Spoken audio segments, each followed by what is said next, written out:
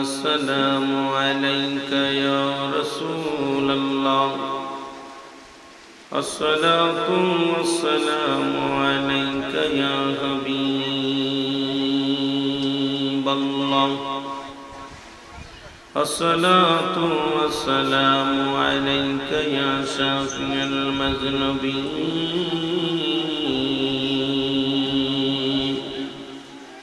الصلاة والسلام عليك يا رحمة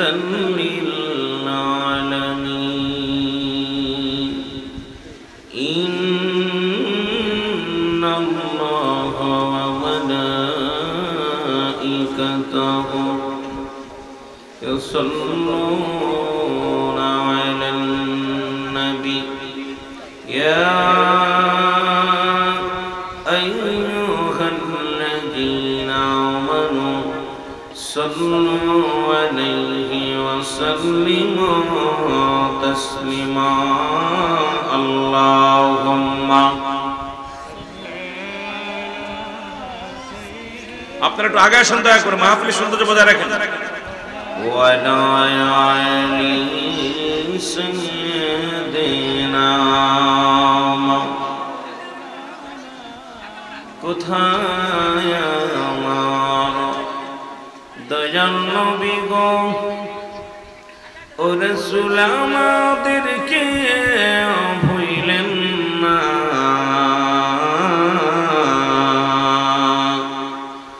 আপনি বিনে এই গোলামে আর কিছু যে চাহিনা আল্লাহুম্মা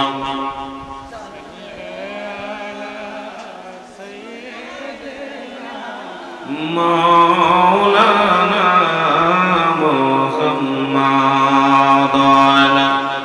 আপনারা দয়া করে একটু আগে আসেন না وعلى آل سيدنا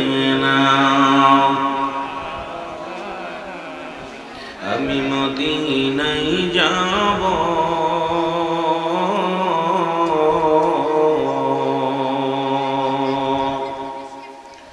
দয়াল নবীর পাক কদমে সালাম জানাবো বলেন দয়াল নবীর পাক কদমে আমরা মদিনায় যাব যারা মদিনায় যেতে চান বলেন আমরা মদিনায় যাব দয়াল নবীর পাক কদমে সালাম আরো জোরে বলেন আমরা দয়াল নবীর পাক কদমে সালাম নূরের নবী মায়ার নবী মনোরের নবী মায়ার নবীর রওজা দেখিব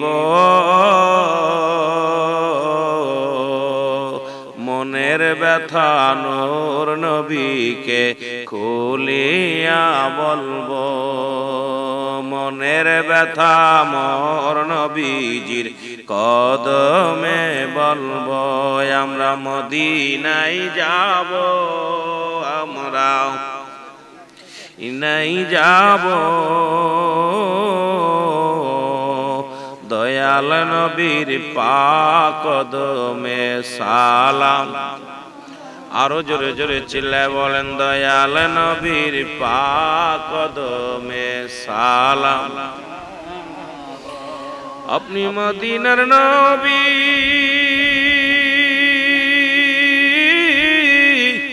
দেখেন গো দয়াল নবী এই মাহফিলের ছবি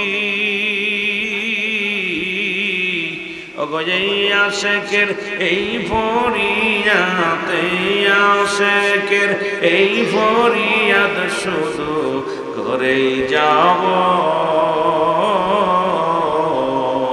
দয়াল নবীর পাক কদমে একটু মহব্বতে বলেন দয়াল নবীর পাক কদমে সালাম আমরা মদিনায় যাব আমরা মদিনায় যাব দয়াল নবীর পাক কদমে সালাম বলা ইলাহা ইল্লাল্লাহ জোরে লা ইলাহা আলা ইলাহা মুহাম্মাদুর রসিলাই পয়দা হলি তোরা তারে কেনে ভুলে গেলি নূর নবীজির কদম ধর কলবে মাওলার জিকির কর লা ইলাহা জোরে লা ইলাহা ইল্লাল্লাহ লা ইলাহা মুহাম্মাদুর রাসূলুল্লাহ সাল্লাল্লাহু আলাইহি ওয়াসাল্লাম সবাই তাসবিহ জাতের জিকির করেন ইসমে জাত আল্লাহ আল্লাহ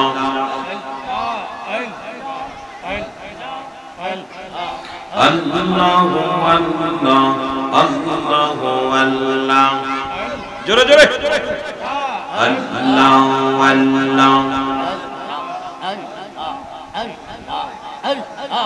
আল্লাহু আল্লাহ আল্লাহু আল্লাহ আল্লাহু আল্লাহ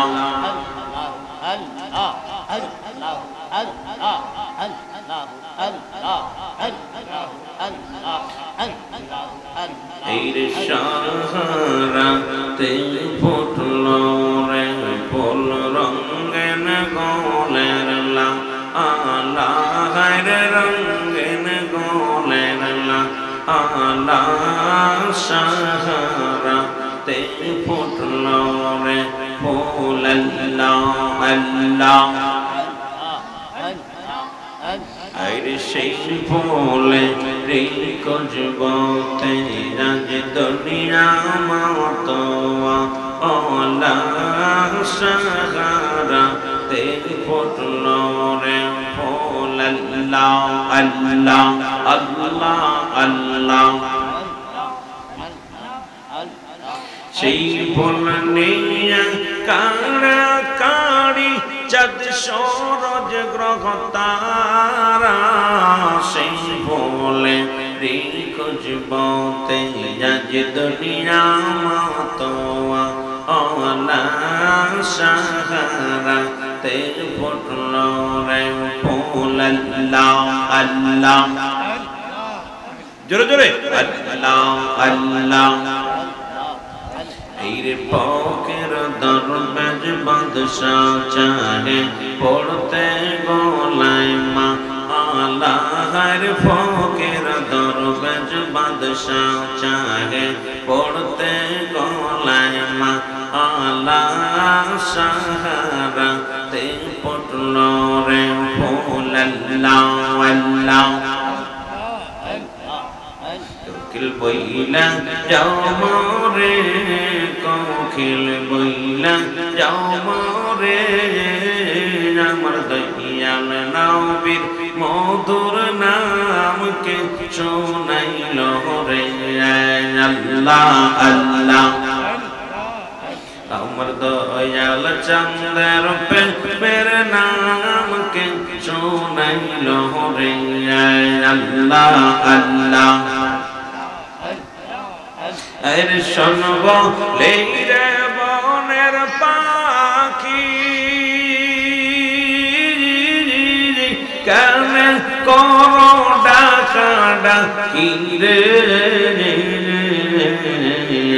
আর জঙ্গলে থাকি যাবো জি পাইছ নবীরে কোকিল বইলা যাও মোরে রে কোকিল বইলা যাও মোরে রে আমার দয়াল নবীর প্রেমের নাম আমাকে শোনাইল রে আল্লাহ আল্লাহ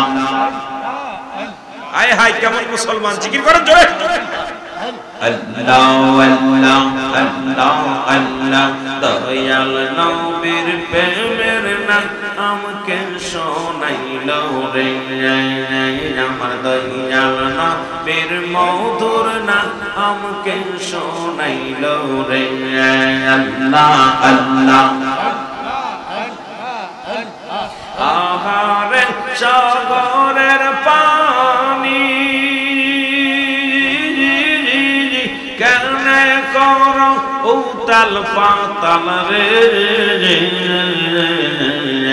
আর সাগরে তাকিয়া বুঝি পাইছ নবীরে হায় সাগরে তাকিয়া বুঝি পাইছ নবীরে আল্লাহ আল্লাহ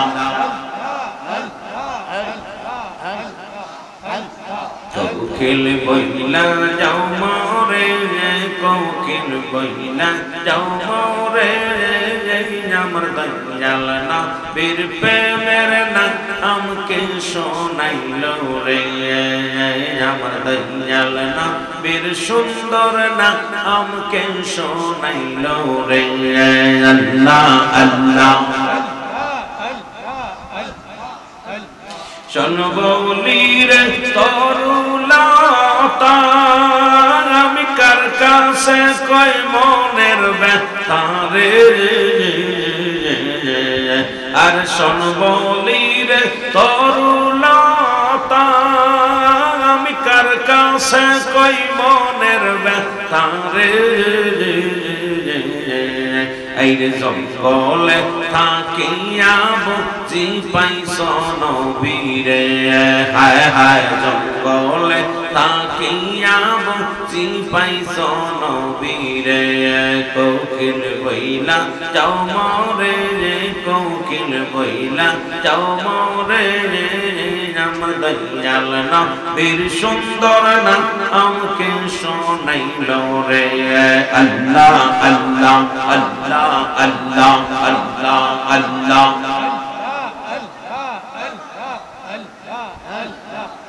আমার দয়াল নবীর প্রেমের নাম আমাকে শোনাইল রে আমার দয়াল নবীর মধুর নাম আমাকে শোনাইল রে আল্লাহ আল্লাহ আহারে সাগরের পানি কেন কর উতাল পাতাল রে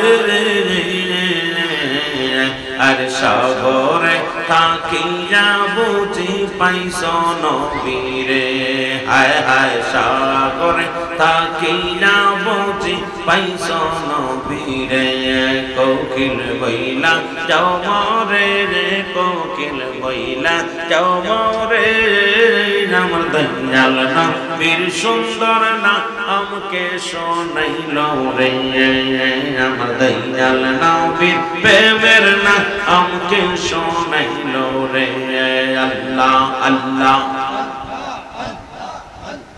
লা ইলাহা ইল্লাল্লাহু মুহাম্মাদুর রাসূলুল্লাহ সাল্লাল্লাহু আলাইহি ওয়াসাল্লাম।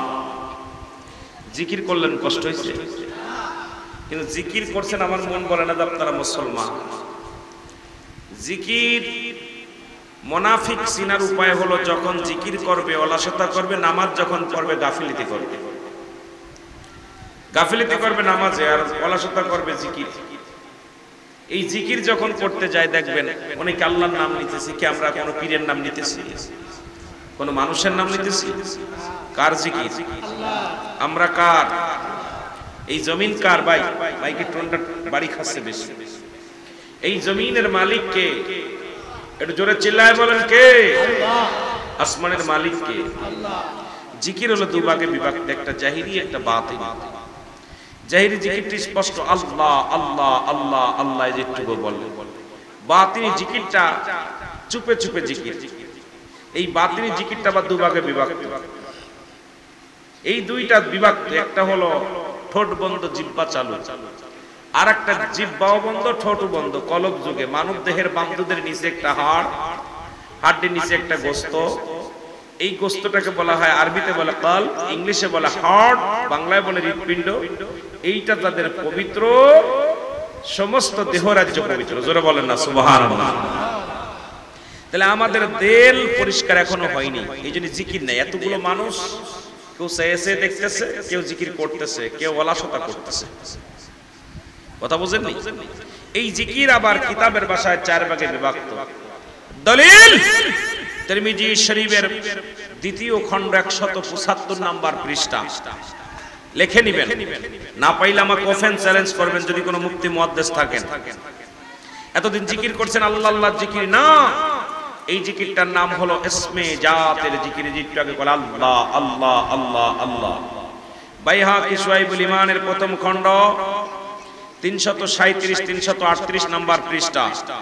এতদিন জিকির করছেন কালেমার জিকির না, এই জিকিরটার নাম হলো নাফি জাতের জিকির, লা ইলাহা ইল্লাল্লাহু মুহাম্মাদুর রাসূলুল্লাহ সাল্লাল্লাহু আলাইহি ওয়াসাল্লাম। কানজুল ঈমানের প্রথম খণ্ড 214 নাম্বার পৃষ্ঠা। আমি কিতাবের নাম বলতেছি, নাম্বার বলতেছি, রাবি বলবো, লিখে নেবেন। না পাইলে আমার ওপেন চ্যালেঞ্জ করবেন, হুজুর আপনি রং করতেছেন। এতদিন জিকির করছেন তাওবার জিকির না, এই জিকিরটার নাম হলো কুওয়াতের জিকির, লা হাওলা ওয়ালা কুওয়াতা ইল্লা বিল্লাহ। জোরে বলা যাবে না মারহাবা? আর একটু জোরে বলেন। ইবনে মাজার মধ্যে ৪৪ নাম্বার জিকির, সুবহানাল্লাহ আলহামদুলিল্লাহ লা ইলাহা। আরো জোরে বলেন, সুবহানাল্লাহ আলহামদুলিল্লাহ।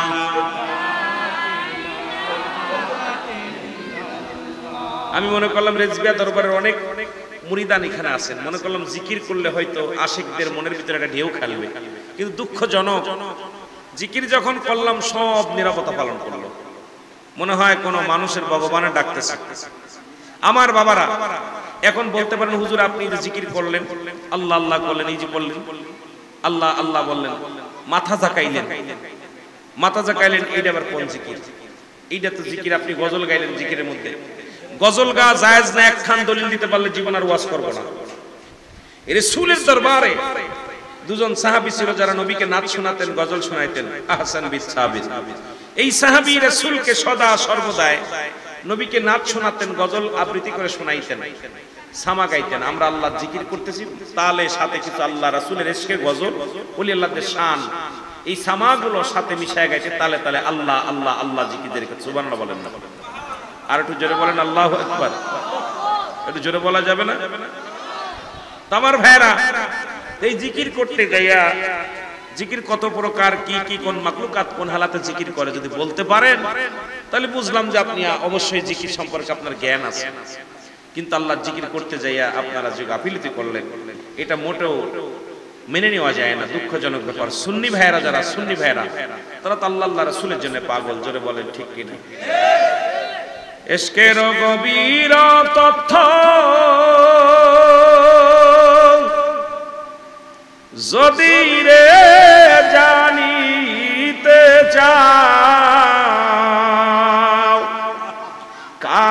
কামেলের পদতলে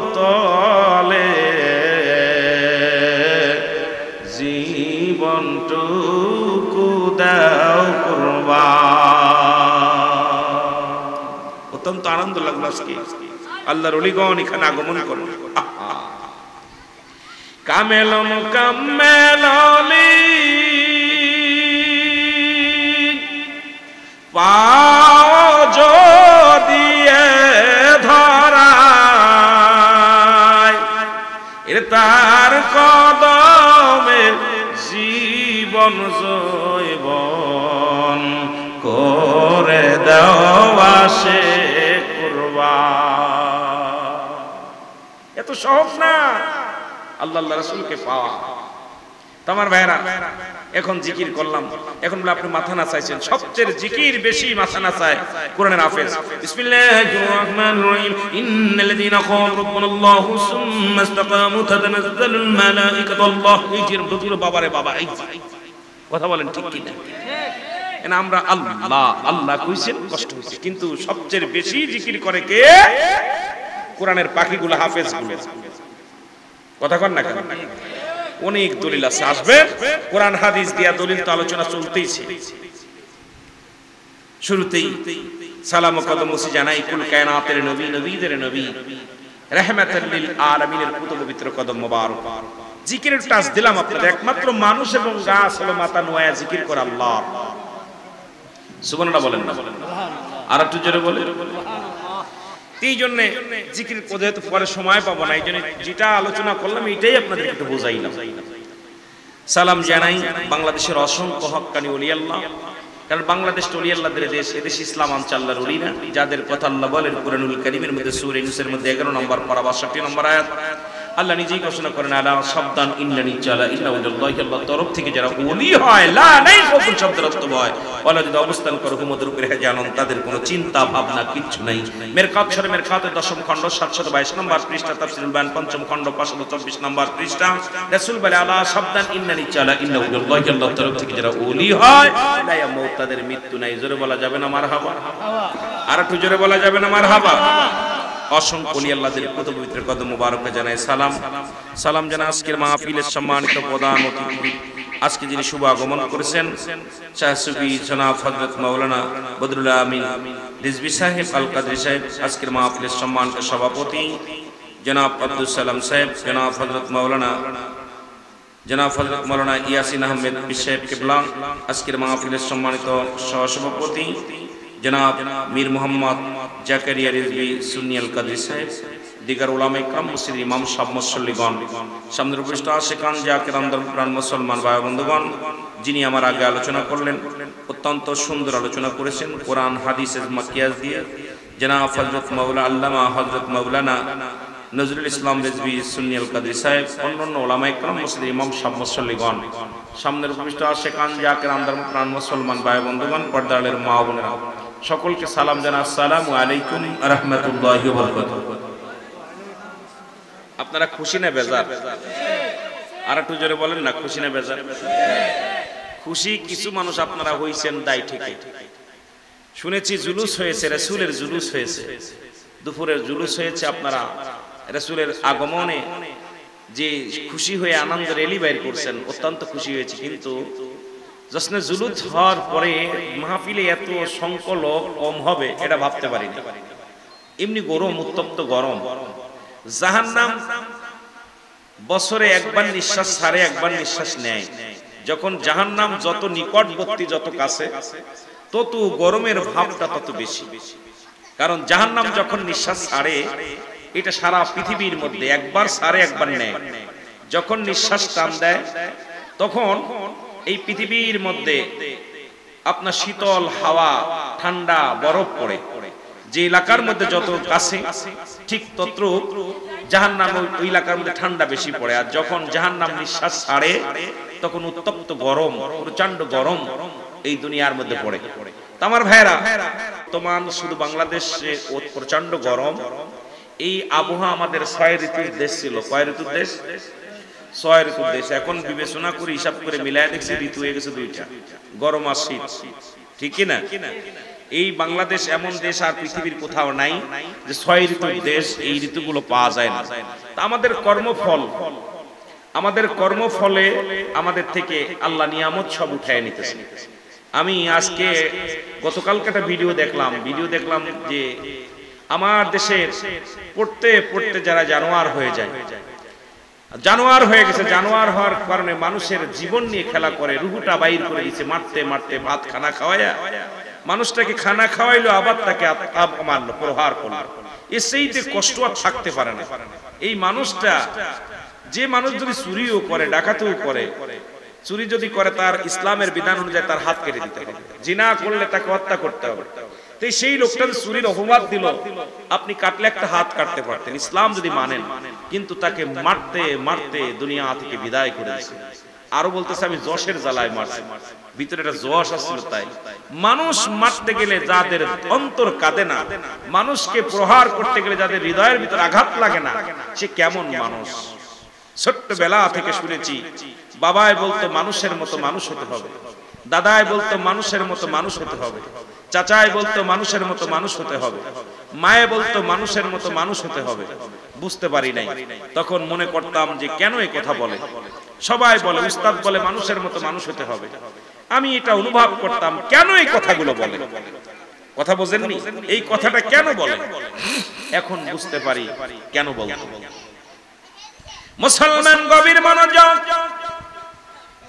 বিদেশ থেকে ডিগ্রি নিয়ে, বিদেশ থেকে ঢাকা বিশ্ববিদ্যালয় থেকে ডিগ্রি নিয়ে যে বড় বড় অফিসার হইয়া বড় বড় ডিগ্রি নিয়ে যারা বাংলার জমিনে আসলো, যারা ধরার দমে আসলো, যাদের মুসলমান, যাদের কাছে মানুষের নিরাপত্তা নাই, বিশ্ববিদ্যালয় এত সুন্দর বাংলাদেশের এক নম্বর একটা প্রতিষ্ঠান, যেখানে লেখাপড়ার পর যেখানে ছাত্র সমাজ, যাদের মধ্যে এখনো দয়া নাই, মায়া নাই, আমি মনে করি এরা মানুষ হতে পারে নাই, এখনো তারা মানুষ আছে। জোরে জোরে চিল্লায় বলেন ঠিক কিনা?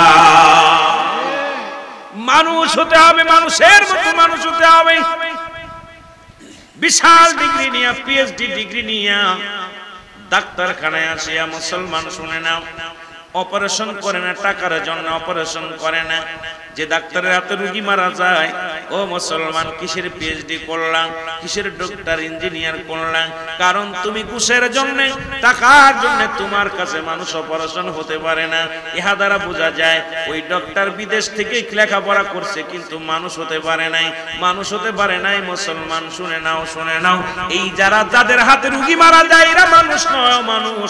এই পৃথিবীর মধ্যে বড় বড় অফিসার গুলো যারা অফিসে বৈশা লক্ষ লক্ষ টাকা ঘুষ খায়, ও মুসলমান শুনে নাও, যারা অফিস আদালতে বসিয়া কাগজে সই করে লক্ষ লক্ষ টাকা ছিনিয়ে নেয়, হাজার হাজার টাকার বিনিময়ে একটা ফাইলে সই করে, এই জানোয়ার গুলো মানুষ হতে পারে নাই, তারা মানুষ নয়, তারা অমানুষ। আসলে শুধু পৃথিবীর মধ্যে বিবেচনা করে গবেষণা করে দেখলাম আমার দেশে 90% শিক্ষিতরা অমানুষ। এখন যদি বলেন অনেকের গায়ে লাগবে, কোন কৃষক দুর্নীতি করে না, কোন মুসলমান চাষা দুর্নীতি করে না, কোন ভ্যান চালক সুদ খায় না, ভ্যান চালক ঘুষ খায় না।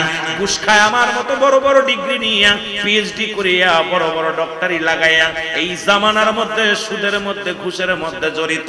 আমার দেশের কৃষক দুর্নীতিবাজ নয়, আমার দেশের ভ্যান চালক দুর্নীতিবাজ নয়, আমার দেশের রিকশা চালক দুর্নীতিবাজ নয়, আমার দেশে বড় বড় বড় পিএইচডি ডক্টর ইঞ্জিনিয়ার, এরাই হলো দুর্নীতিতে এক নাম্বার। জোরে জোরে বলেন ঠিক কিনা? কষ্ট হচ্ছে?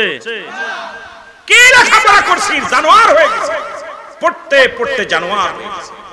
যে দেশে ঘুষ ছাড়া ফাইলে সই হয় না, যে দেশে মসজিদের চাকরি নিতে হলে ঘুষ দেয়া লাগে, এই যে বাংলাদেশে এত মসজিদ হয়েছে, শুনলে কষ্ট পাবেন। অধিকাংশ মসজিদ মুসলমান শুনে নেন, এই ডিজিটাল মসজিদের অনেক ইমাম সাহেব 50,000, 1 লাখ, 1.5 লাখ, 2 লাখ টাকা দিয়া ঘুষ দিয়া চাকরি নিয়েছে। যে দেশে ইমামতি করতে হয় টাকা দিয়া, ঘুষ দিয়া, আজকে বড় রক্তাক্ত হলো বাইতুল মুকাররম, বড় কষ্ট হয়। মসজিদের মধ্যে রক্তের খেলা হয়। মুসলমানদের 1 নাম্বার নিরাপদ স্থান হলো মসজিদ।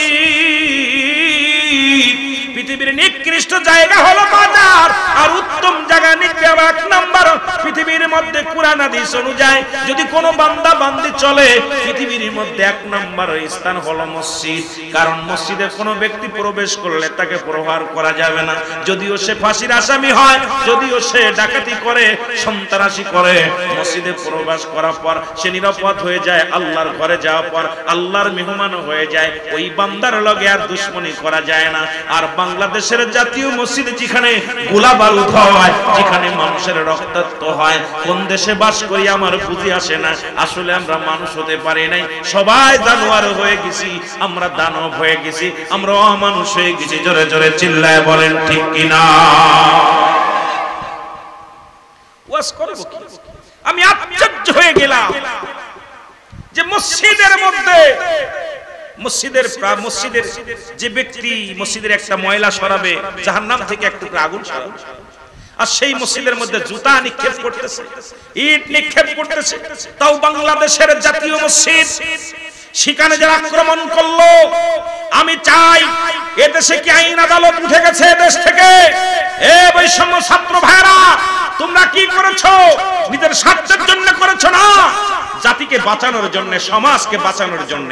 আজকে সমাজ রসাতলে, জাতি রসাতলে, আল্লাহর দরবারে জবাব দিতে পারবা না, তোমরা আবার রাস্তায় নামো। এই সমস্ত জঙ্গলিবাদ, উগ্রবাদীদেরকে ক্ষান্ত করতে হবে। শাহজালালের জন্মভূমি, শাহপরানের ভূমি, শাহ সুলতানের ভূমি, সারা পৃথিবীর আল্লাহর ওলিদের ভূমি, বাংলাদেশটা আল্লাহর ওলিদের ভূমি। এই ভূমির মধ্যে সন্ত্রাসী, জঙ্গলিবাদ, উগ্রপন্থী চলতে পারে না। জোরে বলেন ঠিক কিনা? আরো জোরে জোরে বলেন ঠিক কিনা? বড় কষ্ট হয়, ব্রাহ্মণবাড়িয়া কসবার জমিনে জুলুসে মানুষকে হত্যা করা হয়। নবীর ভালোবেসে রাস্তায় নেমেছে।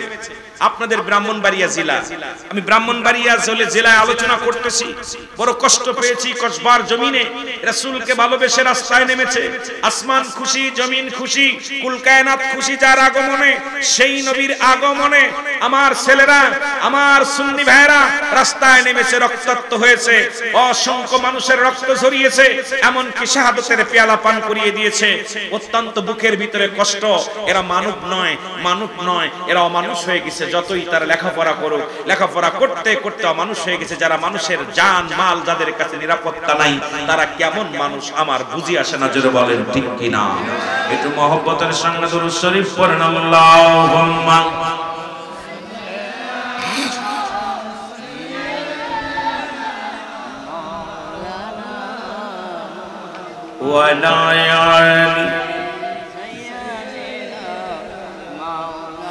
মক্কাবাসীর কাফেরেরই জ্বালা যন্ত্রণায় হিজরত করিতে নবী মদিনাতে যায়। বলো, হিজরত করিতে নবী। এ দুনিয়ার মুসলমান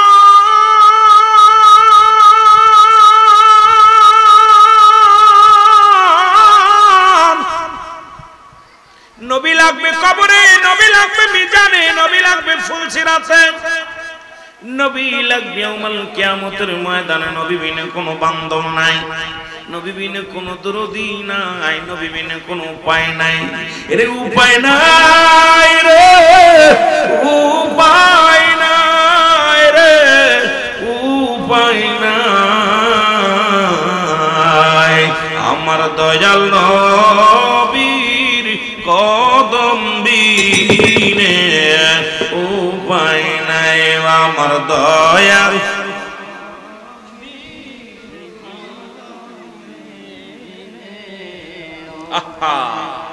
হায়রে বাজান, নিরাপত্তা পালন করতে চুপ করে কষ্ট পাচ্ছেন আমার ভাইরা, আমার বন্ধুরা। আমার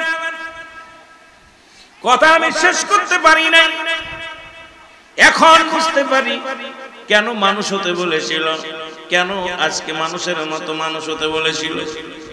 এখন বুঝতে পারি, আগে বুঝতে পারি নাই যে মানুষ লেখাপড়া করে জ্ঞান অর্জন করিয়া মানুষের ভিতরে আমিত্ব এসে যায়, মানুষের ভিতরের মেয়া কেটে যায়, অহংকার কেটে যায়। কিন্তু মানুষ লেখাপড়া করে ঘুষ সুদ খাওয়া শিখেছে।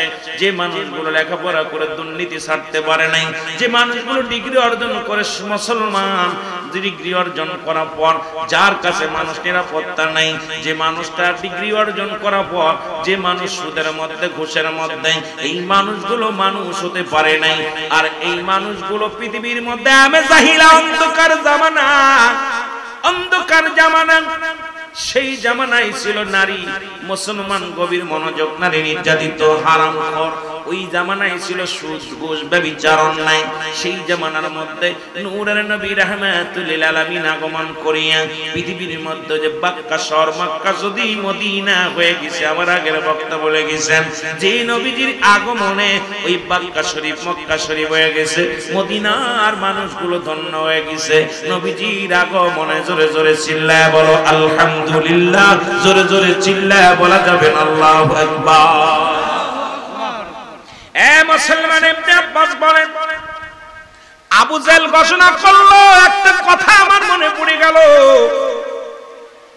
আল্লাহর কসম করে বলি, ইবনে আব্বাস বলতেছিলেন যে আবু জেহেল ঘোষণা করে দিল, মুহাম্মদ যদি জমিনের মধ্যে মূর্তি ব্যতীত আমাদের দেবতা ব্যতীত যদি জমিনের মধ্যে খালি জায়গায় সিজদা মারে, মুহাম্মদকে চিরবিদায় করে দেয়া হবে, মুহাম্মদকে চিরবিদায় করে দেয়া হবে। রাসূলুল্লাহর কয়েকটা কথা বলে আমি আলোচনা শুরু করি। মুসলমান দিলের কান্না লাগা শুনে নাও। আমার নবীজি সিজদার মধ্যে পড়ে গেলেন, সিজদার মধ্যে পড়ে আল্লাহর রাব্বুল আলামিনের দরবারে কান্দে। ইবনে আব্বাস বলেন, আবু জেহেলের কানে আওয়াজটা শুনতে পাইলেন, আবু জেহেল খোলা তরবারি নিয়ে রওনা হয়ে গেলেন রাসূলুল্লাহকে হত্যা করার জন্য। রাসূলকে যখন আক্রমণ করবে, সঙ্গে সঙ্গে একটা আগুনের গোলা আসলেন। আগুনের গোলা দেখিয়া আবু জেহেল ভয় পেয়ে গেলেন। আবু জেহেল আমার নবীকে হত্যা করতে পারলেন না। সিজদা তোলা পর আবু জেহেল দাঁড়ায় আছে, একদম পাথরের মতো মূর্তি হয়ে গেছে। ও মুসলমান শুনে নাও। এবার আবু জেহেলকে জিজ্ঞাসা করে সবাই লোকজন জিজ্ঞাসা করতে লাগলেন। আবু জেহেল নিরাপত্তা পালন করলেন, কথা বলতে পারে না, মাথা নাড়তে পারে না, শুধু দাঁড়িয়ে আছে, তরবারি হাতের মধ্যে নিয়ে দাঁড়িয়ে আছে। আমার নবীকে জিজ্ঞাসা করা হলো, আবু জেহেলের এই কাণ্ড হলো কেমনে? আমার নবী বলে, শুনে নাও, শুনে নাও। কসম করেছিল মুহাম্মদ হত্যা করবে জমিনের মধ্যে সিজদা দিলে।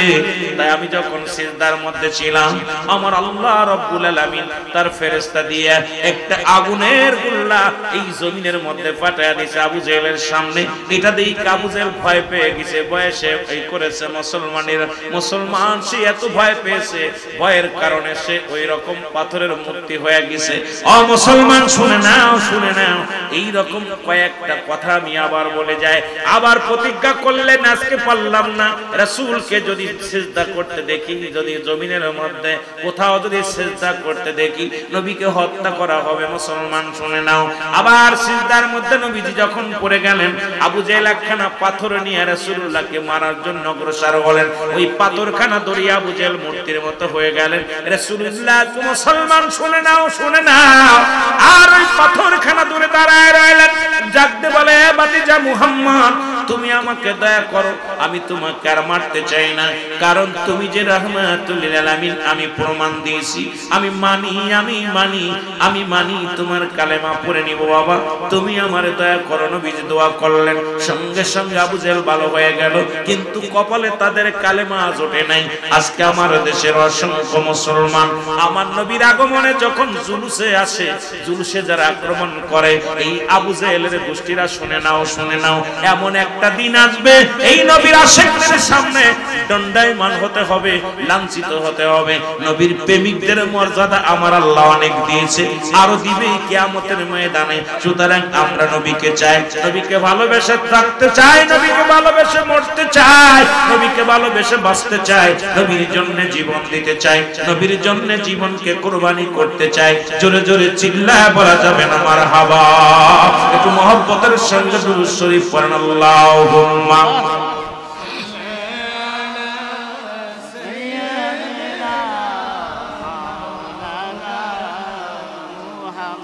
ওয়া আলা আলি।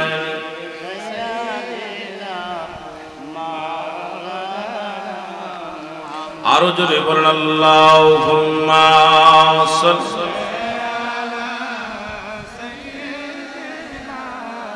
মাওলানা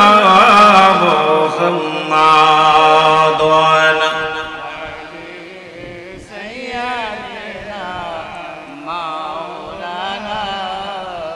এ মুসলমান, ঈদ মিলাদুন নবী সাল্লাল্লাহু আলাইহি ওয়াসাল্লাম আজকে যে পোস্টার করেছে, মুসলমান শুনে নাও। আজকের ইস্তান মিরপুর উত্তরপাড়া রেজবিয়া মার্কেট সংলগ্নে নবীনগর ব্রাহ্মণবাড়িয়া আজকের মাহফিলটার নাম হলো ঈদে মিলাদুন নবী সাল্লাল্লাহু আলাইহি ওয়াসাল্লামের উদযাপন উপলক্ষে সুন্নি ইসলামী সুন্নি মহাসম্মেলন।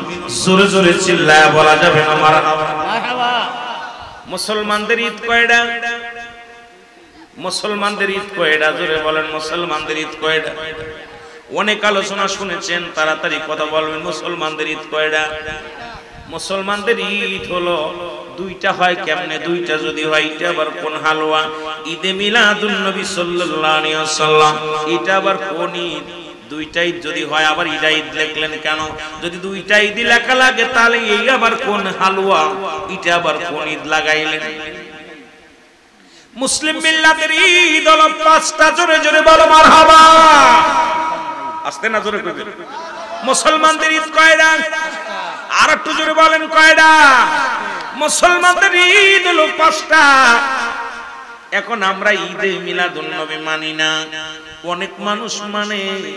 আবার আমার দেশে দেখলাম সিরাতুন নবী পালন করতেছে, অত্যন্ত খুশি হয়েছে। বাবা আমরা মিলাদুন নবী পালন করি, ওরা সিরাতুন নবী পালন করে।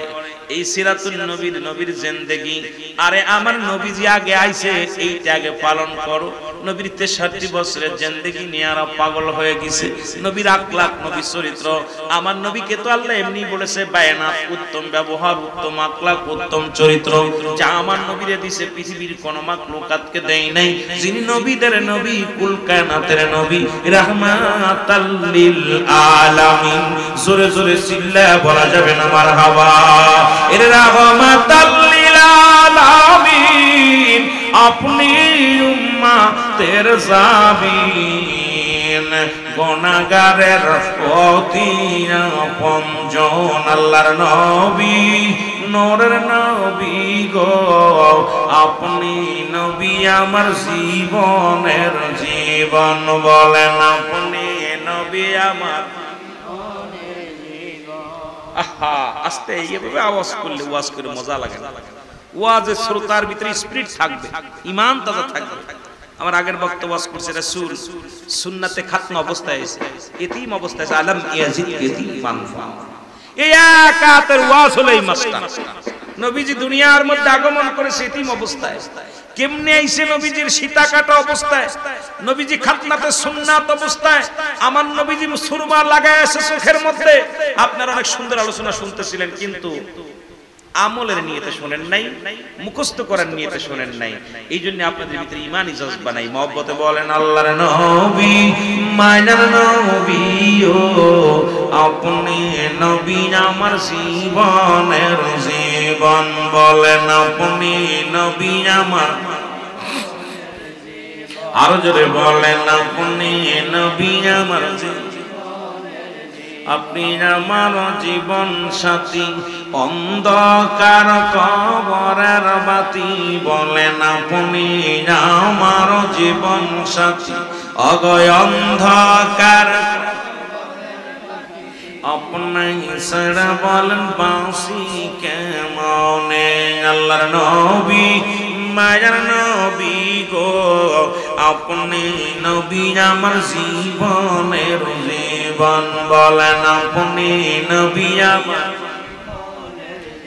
এর রাহমাতাল লিল আলামিন, আপনি উম্মতের জামিন, বলেন রাহমাতাল লিল আলামিন, আপনি উম্মতের জামিন, গুনাহগারের অতি, বলেন গুনাহগারের অতি আপনজন আল্লাহর নবী, মায়ার আপনি নবী আমার, আপনি নবী আমার জীবন। এ দুনিয়ার মুসলমান,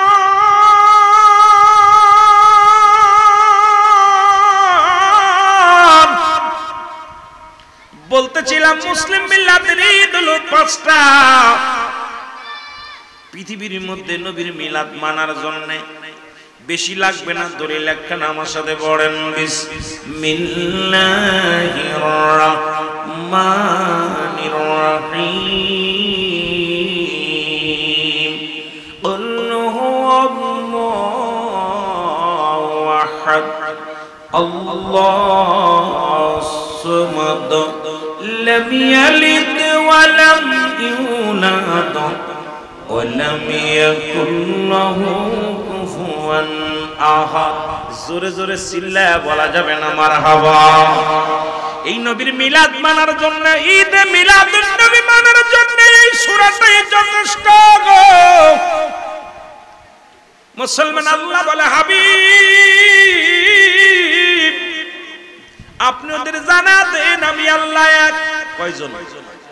জোরে বলেন কয়? আল্লাহ বলে হাবিব আপনি ওদের জানা দেন আমি আল্লাহ এক। আমি আল্লাহ এক, এই পৃথিবীর মধ্যে আমি আল্লাহ এক। এই এখানে দুইটা জিনিস পাবি, একটা রহমত, একটা গজব। কিডাই বাতিটা জ্বালাচ্ছে, কিডা এগুলো কিডাই এর মা বাবা এদের কিছু ভেজাল আছে, ভেজাল আছে, এগুলো ভেজাল। আল্লাহর কসম এখানে দুইটা জিনিস পাবেন, একটা রহমত, একটা গজব। মাহফিলে দুইটা জিনিস পাবে, কেউ রহমত নিয়ে যায়, কেউ গজব নিয়ে যায়। মাহফিল হইলেই যে রহমত হবে না, কিছু মানুষ গজব প্রাপ্ত হবে, ক্ষতিগ্রস্ত হবে। আল্লাহ বলেন হাবিব আপনি জানিয়ে দেন আমি আল্লাহ এক। এই পৃথিবীর মধ্যে কারো জন্মদিন নেই, কারো থেকে জন্ম নেই নাই। আসমান জমিনের মধ্যে আমার সমতুল্য, আমার সমকক্ষ আর কেউ নাই। সুবহানাল্লাহ বলা যাবে না? আর একটু জোরে বলা যাবে না? আস্তে বলবেন না জোরে বলবেন?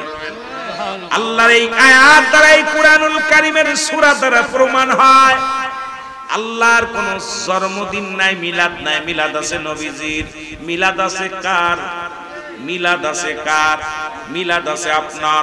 মিলাদ আছে 18,000 মাখলুকাতের। মিলাদ আছে পৃথিবীর যত জাতি জন্মগ্রহণ করেছেন, একমাত্র স্রষ্টার মিলাদ নাই, সৃষ্টির মিলাদ আছে।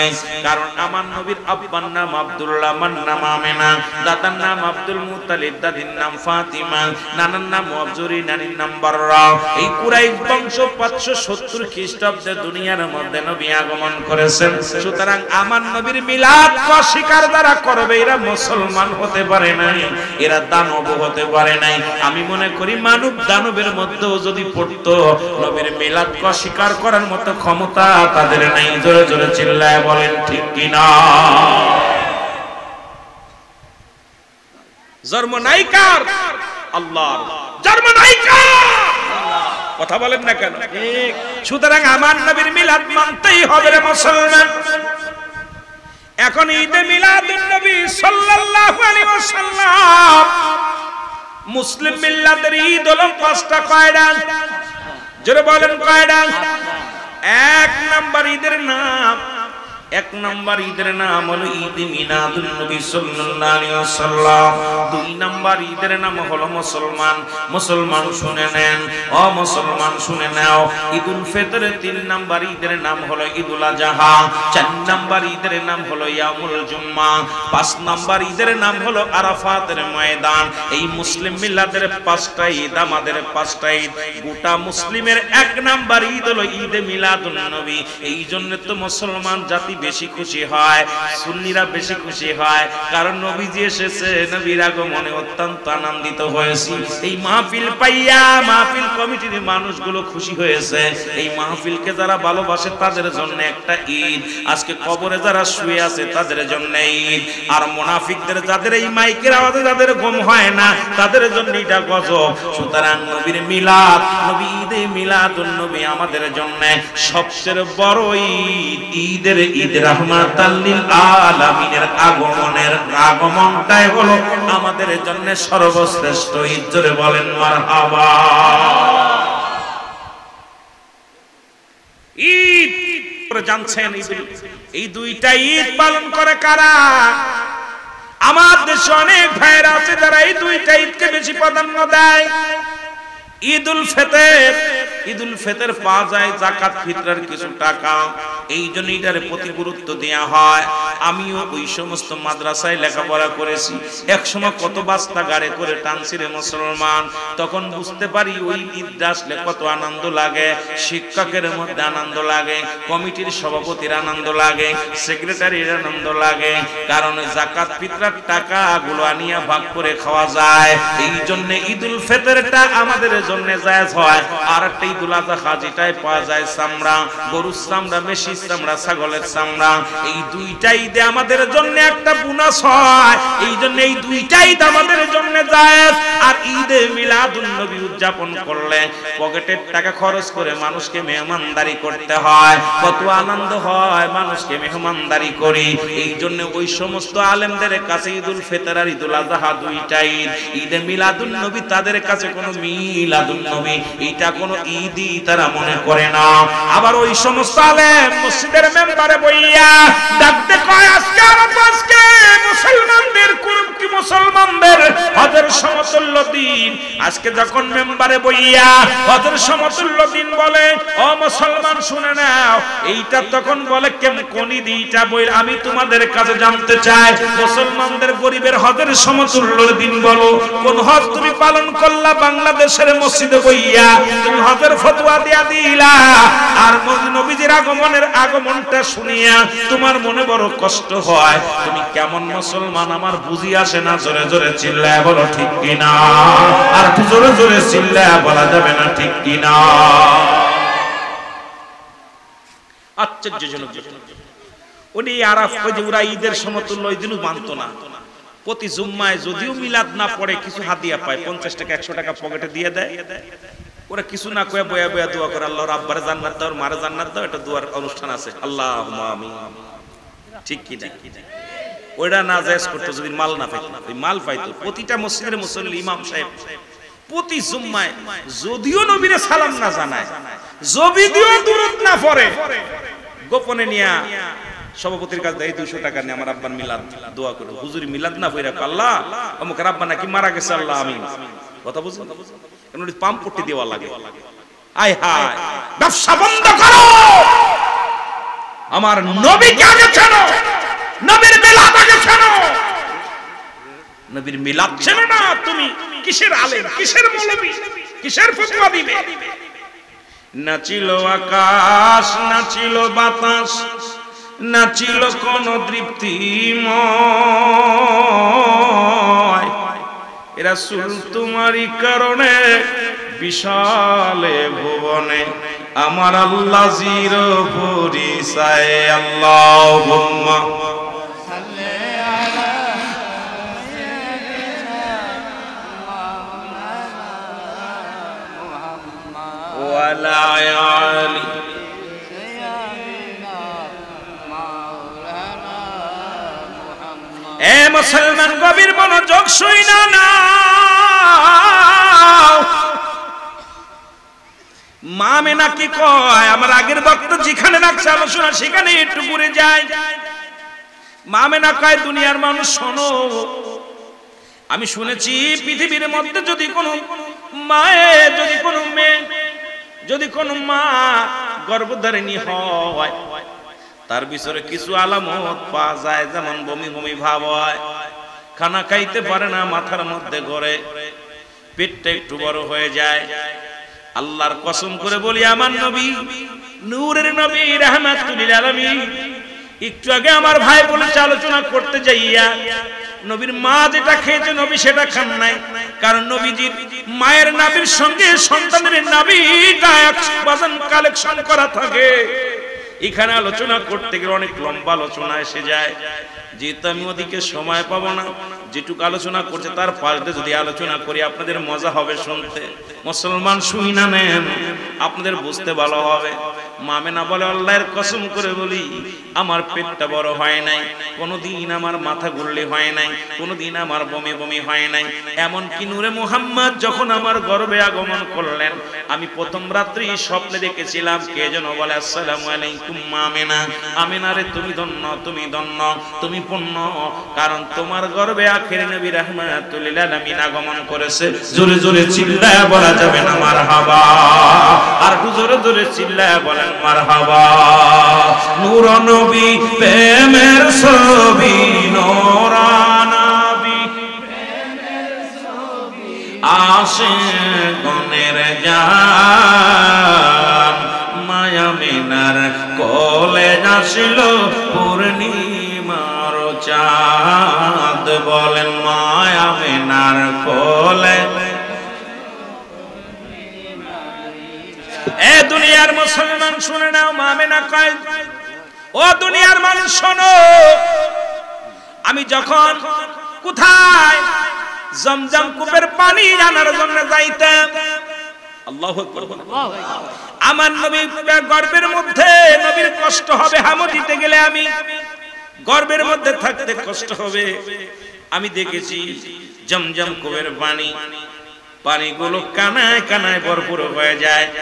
আমি যখন যাইতাম মদিনার মেয়েরা বলতো আমেনা রে আমেনা, মক্কার মানুষের মেয়েরা বলতো আমেনা রে ও আমেনা একটু ধৈর্য ধরো। আর তুমি যখন কূপের পাশে আসো কূপের পানিগুলো কানায় কানায় ভরপুর হয়ে যায়, আবার যখন তুমি পানি নিয়ে চলে যাও কূপের পানিগুলো নিচেই নেমে যায়, আমাদের অত্যন্ত কষ্ট হয়। আমেনা বলে যেদিন থেকে আমার হুজুর আমার গর্ভে আগমন করেছে সংবাদ শুনেছিলাম, আল্লাহর কসম করে বলি সেদিন থেকে আমি কূপের কাছে যখন পানি আনতে যাইতাম ওই পানির কূপের পানিগুলো কানায় কানায় আগমন পানিগুলো চলে আসতো, আর পানিগুলো নিয়ে এলাকার মানুষগুলো পানিগুলো নিতেন। এমনকি আমি নিতাম পানি নিতে যাই আমার হামদিয়া লাগতো না, কুজো হওয়া লাগতো না, আমি টাট হইয়া আমি সোজা হইয়া পানি উঠাইতাম। জোরে জোরে চিল্লায়া বলা যাবে না মারহাবা, আর একটু জোরে জোরে চিল্লায়া বলা যাবে না মারহাবা। এ দুনিয়ার মুসলমান, 1 মাস 2 মাস 3 মাস 4 মাস প্রতি মাসে খবর আসতো, প্রতি মাসে খবর আসতো নবীজি আসবে। 10 মাস 10 দিন পূর্ণ হয়ে গেল, 10 মাস 10 দিন পূর্ণ হয়ে গেল, রাসূল দুনিয়ার মধ্যে আগমন করবেন। আমরা যেমনি আইছি এমনি আমার নবী আইছে, মনে করি আমাদের মতো বোকা যারা তারা মনে করে নবী আমগার মতো মানুষ, নবী আমাদের মতো আছে। নবী কয় আমার জিন্দেগিটা আমাকে দুনিয়ায় পাঠাইছে উম্মতের কল্যাণের জন্য। নবী কয় হায়াতি খায়রুল লাকুম, আমার হায়াতের জিন্দেগিটা আমার উম্মতের কল্যাণের জন্য আমি নবী দুনিয়ার মধ্যে আগমন করা, আমি নবীকে আল্লাহ দুনিয়ার মধ্যে প্রেরণ করা, এটা একমাত্র আমার উম্মতের কল্যাণের জন্য। জোরে জোরে চিল্লায়া বলা যাবে না সুবহানাল্লাহ, আর একটু জোরে জোরে চিল্লায়া বলা যাবে না আল্লাহু আকবার। এ মুসলমান শুনে নাও, শুনে নাও, শরীয়তের দৃষ্টিতে নবীজির মায়ের ঘরে নবী যেদিন দুনিয়ার মধ্যে আগমন করলেন ওদিন ঘরের মধ্যে মাত্র 2 জন মহিলা ছিলেন। একজনের নাম হলো হযরতে সুফিয়া। সুফিয়া কয় দুনিয়ার মানুষ শোনো, এই নূরে মুহাম্মদ যখন দুনিয়ার মধ্যে আগমন করলো আমি তোমাদেরকে জানা দিই, আমার মন বলে আকাশের ওই তারকারাজিগুলো আমার ভাইয়ের ঘরের মধ্যে আগমন করেছে। আমি এত পুণ্যবতী এত গুণবতী এমন মানুষ আর নজরে আমার নজরে এমন বালক আমি আর কোনদিন দেখি নাই। জোরে জোরে বলো মারহাবা, আর একটু জোরে জোরে চিল্লায়া বলা যাবে না আল্লাহু আকবার। আমার ভাইরা আমার বন্ধুরা আমার, 2 জন ছিল শরীয়তে, একজনের নাম হলো সুফিয়া আর একজনের নাম আমেনা। মারফাতের দৃষ্টিতে গোপন পর্যায়ে ছিল জান্নাত থেকে আগত। ও মুসলমান শুনে নাও, মা সিয়া মা মরিয়ম, মুসলমান শুনে নাও মা, ও মুসলমান মা হাওয়া। কারণ যে সমস্ত মায়ের আফসোস করেছিল আল্লাহ আখিরি নবী আমার মধ্যে দাও, আখিরি নবীর দেখব। কারণ কোরআনটা জুড়িয়া যদি আসলেন আমার সুফিয়া আমি 4টা সালামের উত্তর শুনেছি, সালাম শুনেছি। প্রথম সালাম শুনেছি আসসালামু আলাইকুম, ওয়া আলাইকুম আসসালাম। কে গো তুমি? ডাক দে কয় ওয়ালাইকুম আসসালাম, আমি হইলাম শুনে নাও মা, আমি ও মা আমেনা তুমি ধন্য তুমি পুণ্য, আমি হইলাম আদি মা হাওয়া, আমি তুমি ধন্য তুমি পুণ্য, তুমি ভাগ্যবান তুমি ভাগ্যবতী মহিলা। পৃথিবীর মধ্যে তোমার গর্ভ থেকে কিছুক্ষণ পরে রহমতের নবী রাহমাতুল লিল আলামিন আগমন করবে। আবার আমি সালাম পাইলাম ওয়ালাইকুম আসসালাম, উত্তর শুনতে পাইলাম তুমি কে? কয় আমি মা সিয়া। ও মা আমেনা রে আমেনা তুমি ধন্য তুমি পুণ্য, তোমার গর্ভে থেকে একটু পরে দুনিয়ার সর্বোচ্চ ব্যক্তিদের পৃথিবীর কায়নাতের রহমত রাহমাতুল লিল আলামিন দুনিয়ার মধ্যে আগমন করবে। মা সিয়াও বলতেছিলেন, মা মারিয়াম বলতেছিলেন মুসলমান এই একই বাণী শুনতে পাইলেন। মা সুফিয়া কয় আমি ঘরের মধ্যে গেলাম, কোন মানুষ আমি দেখতে পাইলাম না, কিন্তু সালাম শুনেছি, আমি সালামের জবাবও শুনেছি, কিন্তু এই মানুষগুলোর সঙ্গে আমার সাক্ষাৎ হয় নাই। সুফিয়া কয় যখন আমি দেখতে গেলাম আল্লাহর কসম করে বলি রে আমার নবীর পণ্যের মধ্যে কাপড় লাগানো। জোরে জোরে চিল্লায় বলা যাবে না মারহাবা। যে ওয়াজটা একটু আগে করতেছিলে আমার বড় ভাই, এ মুসলমান শোনো, আমার আপনার নবী রাহমাতুল লিল আলামিনকে জান্নাত থেকে পোশাক আনিয়া পরায়া দিয়েছে। নবীকে নবীর চোখের মধ্যে সুরমা লাগানো, নবীর খাতনা কাটা। মুসলমান শুনে নাও, খাতনাতে সুন্নাত নিও এবং নাবিটা কাটা। এই অবস্থায় পুত পবিত্র অবস্থায় দুনিয়ার মধ্যে আগমন করেছেন। মা সুফিয়া কয় আমার নবী দুনিয়ার মধ্যে আগমন করিয়া উবর হইয়া গুইরা উবর হইয়া উনি একটা আওয়াজ আমি কানে শুনেছি, আওয়াজটা হলো ইয়া রাব্বি হাবলি উম্মতি, ইয়া রাব্বি হাবলি উম্মতি। হায়রে আমার নবীর মায়ার দিন,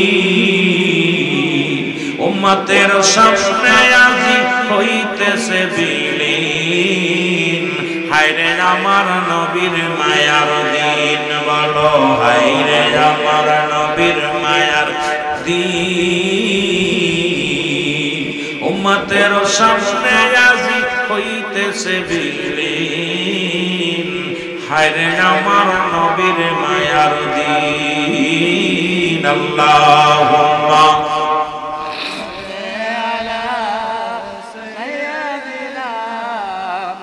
मोहब्बत भाई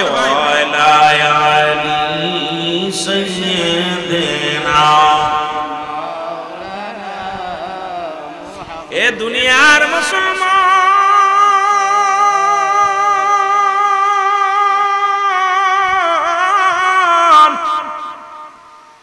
এই পৃথিবীর মধ্যে নূরের নবী নূরওয়ালা নূর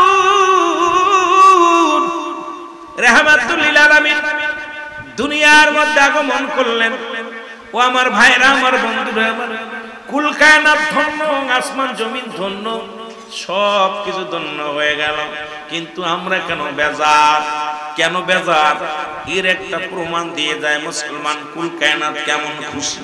রাসূল আকরাম সাল্লাল্লাহু আলাইহি ওয়াসাল্লাম যখন দুনিয়ার মধ্যে আগমন করলেন, আব্দুল মুত্তালিব প্রতিদিনই কাবা ঘরের দরজায় দেয় কান্তর বলতো আল্লাহ কাবার মালিক রে, ও কাবার মালিক, আমার কলিজার টুকরা আব্দুল্লাহ দুনিয়ার মধ্যে জিন্দা নাই। আমার আব্দুল্লাহর বিবি আমিনার গর্ভে দুনিয়ার মধ্যে একটা সন্তান আসবে, তারে তুমি সহি সালামতে সুন্দরভাবে আসার তৌফিক দান করে দিও। প্রতিদিন দোয়া করতেন কাবার মুসলমান ওই কাবার দরজা দইরা, কাবা শরীফ দইরা প্রতিনিয়ত দোয়া করতেন। হঠাৎ দেখে তাকায়া কাবার মধ্যে 360টি মূর্তি। যে ওয়াজটা একটু আগে শুনলেন, মূর্তির ওয়াজ পর্যন্ত শুনেছেন, এই মূর্তিগুলোর মাথা পর্যন্ত বেঁকা হয়ে গেছে। আব্দুল মুত্তালিব জিজ্ঞাসা মূর্তি, এই মাটির মূর্তি শুনে নাও, প্রতিদিন দেখি তোমরা দাঁড়ায় থাকো, একদিন দেখি নাই তোমাদের মাথা নত হতে, আজকে কেন তোমাদের মাথা নত হলো জানতে চায়। আব্দুল মুত্তালিবের জবাব, প্রশ্নের জবাব দেয় মূর্তি, শুনে নাও। মূর্তি ডাক দেখে আব্দুল মুত্তালিব তুমি জানো না আমাকে বিতাড়িত করার জন্য, আমাকে এই কাবা শরীফ থেকে সরানোর জন্য এই দুনিয়ার মধ্যে আখিরি নবী, নবীদের নবী রাহমাতুল লিল আলামিন আগমন করেছে। আর আমার দেশের আলেমরা এখন মূর্তি আমি বলতেছি না ভেঙ্গে না ভেঙ্গে দাও, আমি এই কথা জবান দিয়ে বলবো না। আমার দেশের অনেক টুপিওয়ালা দাড়িওয়ালা দেখলাম ওই মুসলমান মূর্তি পাহারা দিচ্ছে লাঠি নিয়ে, আর মন্দিরে যাই, মন্দিরে যা পাহারা দেয়। আর মাজার আলা যিনি ইসলাম আনলো বাংলাদেশে, সেই সমস্ত মাজার গুলো ভেঙ্গে ঘুরিয়ে দেয়। আরে কেমন মুসলমান, বড় কষ্ট হয়। আমার দেশের দাড়িওয়ালা টুপিওয়ালা বড় সেই দিন বলতেছে বাংলাদেশের কোন মূর্তি যদি কোন মন্দিরে হামলা হয়, আমাদের রক্ত থাকতে তাদেরকে বিস্তার রাখবো না। আমি এই কথাটা শোনার পর কলিজার মধ্যে বড় আঘাত লাগছে। তুমি মন্দিরে আঘাত লাগলে তুমি তাদের অস্তিত্ব রাখবা না, অথচ তুমি যাদের জন্য ইসলাম পাইলা, যাদের কারণে ইসলাম পাইলা, যাদের কারণে তুমি কোরআন পড়া শিখলা, যাদের কারণে তুমি কাবা শরীফের ভালোবাসা শিখলা, যাদের কারণে তুমি ইসলামের বিধান শিখলা, সেই আজকে বাংলাদেশের অসংখ্য মাজারে আক্রমণ করে একবার তুমি মাজারের পক্ষে কথা বলো না। তুমি কেমন মুসলমান? তুমি মূর্তির পাহারা দাও। রাসূল আগমন করেছে, আমার নবী পৃথিবীর মধ্যে মূর্তি ভাঙার জন্য আসে, আর তুমি মৌলবী মূর্তি পাহারা দিতে চাও কারণ মন্ত্রী হওয়ার লোভে। তুমি মন্ত্রী মুসলমান শুনে নাও, এমপি হওয়ার লোভে, কিছু সংখ্যাগুণুদের মানুষের ভোটের ভার আসায় তুমি তার পাহারা দিতে চাও মন্দির, আর ওদিকে মাজার গুলো ভেঙে গুড়িয়ে দেয়, মাজারে আগুন দেয়, একবারও তোমার জবান দিয়ে বাইর হয় না। এতে কি আমাদের আর বুঝতে বাকি নাই তোমরা আসলে মানব রূপের ওই দানব? তোমাদের দ্বারা ইসলামের মঙ্গল হবে না, তোমাদের দ্বারা ইসলামের ক্ষতি হবে। জোরে জোরে চিল্লায় বলেন ঠিক কিনা? রাসূলের আগমনে মূর্তি বলতেছে আমাদের ভেঙ্গে গুড়িয়ে দিবে, সরানোর জন্য রাহমাতুল লিল আলামিন আসছে। আর আমার দেশে এক সাইকুল হাদিস গতকালকে দেখলাম ওয়াজের ময়দানে বলতেছে, বাংলাদেশের কোন মন্দিরে যদি কোনো ব্যক্তি হাত দেয় তার হাত ভেঙ্গে গুড়িয়ে দেওয়া হবে, তার হাত রাখা হবে না, তাকে দুনিয়া থেকে বিদায় করে দেওয়া হবে। আমরা আমাদের জীবনের বিনিময় হলে আমরা মন্দির পাহারা দিব, অথচ সে কিন্তু বাংলাদেশের ওলি আল্লাহদের ইসলামের খাতিরে ইসলাম পেয়েছে। আল্লাহ তাদের কথা কুরআনুল কারীমের মধ্যে সূরা ইউনূসের মধ্যে 11 নম্বর পারা 62 নম্বর আয়াত আল্লাহ নিজে বলে, আলা সাবধান, ইন্না নিশ্চয় ইন্না ইল্লাল্লাহি আল্লাহর তরফ থেকে যারা ওলি হয়, লা নাই খাইন শব্দের অর্থ ভয়, ওরা যদি অবস্থান করে হুমাদের উপরে হাজারো তাদের কোনো চিন্তা নাই, ভাবনা নাই, নামাজের আগে আলা নাই, হজের আগে আলা নাই, যাকাতের আগে আলা নাই। আল্লাহর ওলিদের বিষয় বলতে যে আল্লাহ বলেছে আলা, সেই আল্লাহর ওলিদের বিরুদ্ধে তোমরা বিরোধিতা করো, তাদের মাজারের বিরোধিতা করো। আল্লাহর কসম করে বলি, তাকবীরে তোমাদের পোকা লাগবে, লাগবে, লাগবে। যারা বলেন ঠিক কিনা? ভালো